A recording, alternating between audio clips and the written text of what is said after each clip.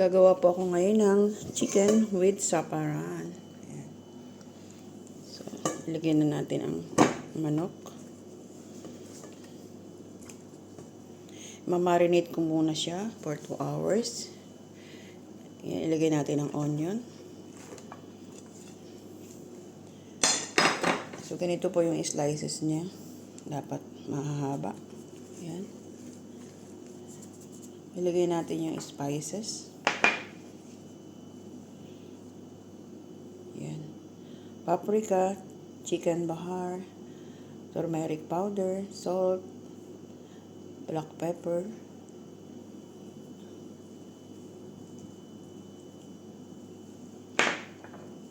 Lagyan natin siya ng lemon juice. 1.5 yung nilagay ko.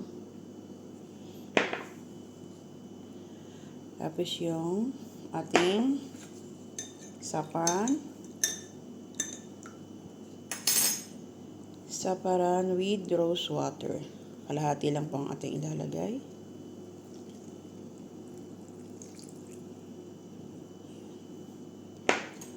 Tapos yung ating garlic.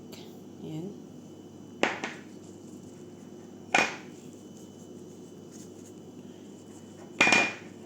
Ito lang po yung ating kailangan. I-marinate natin siya for about 2 hours.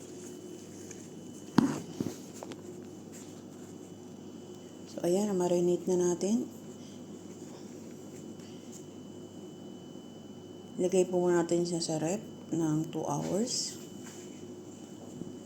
Ayan, na-marinate na natin. Lalagyan pa pala natin siya ng olive oil.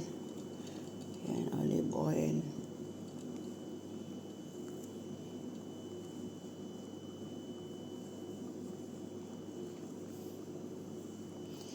Bago natin siya ilagay sa rep for 2 hours.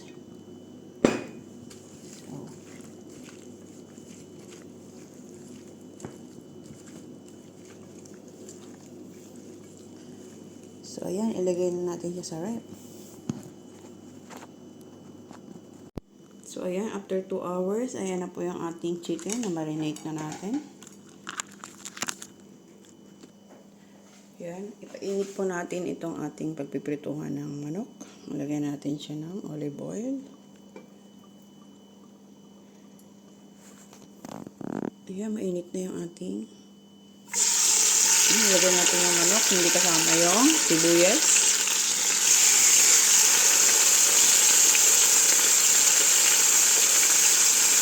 Iprito po natin yung magkabilaang part ng manok. So, ayan, after natin siya maprito, ibalik natin siya ulit dito sa ating pinaglulutuan, sa ating pan.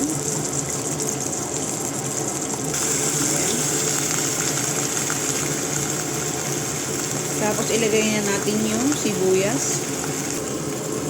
Ilagay natin yung sibuyas. So, ayan, lagyan natin ng butter.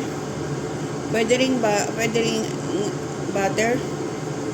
Pag wala namang butter, pwede po itong ghee.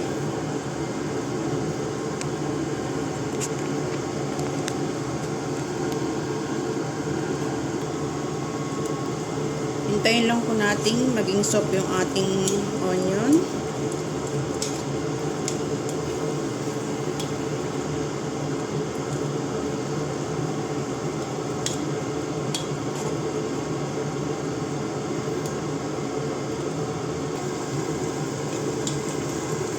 So, as you can see, soft na po yung ating onion. Ilagay na natin yung saparan, yung natirang saparan.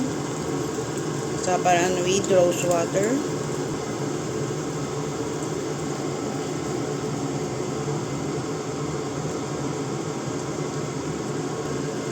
Mag-add din po tayo ng 1 cup of water.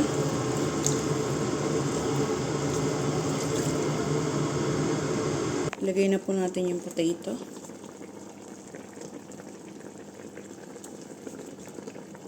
So, ayan, set aside po muna natin ang ating chicken. Gagawin ko naman ang aking rice.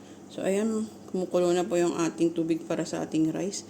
Lagyan natin ng salt, cinnamon stick, hale, at saka isang mismar.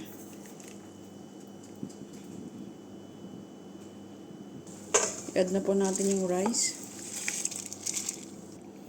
Boil lang po natin siya ng 7 minutes.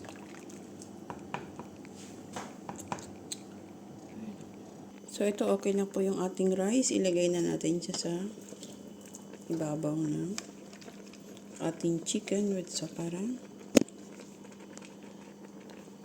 Cook for 30 minutes. After 30 minutes, okay na po. Ready to serve na. So, ayan na po. Lulutuin natin siya sa mahinang apoy for 30 minutes.